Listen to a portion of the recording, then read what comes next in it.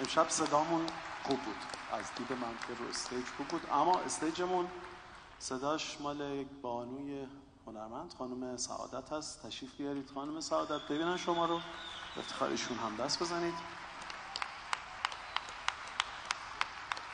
ممنونم از شما.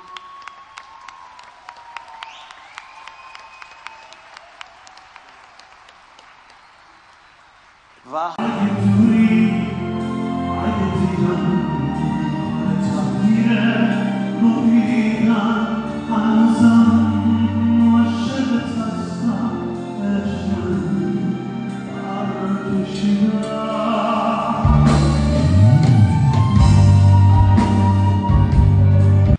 خانم صدا که اگه بیایید ما ببینیمتون، خانم سعادت رخ بنمایید.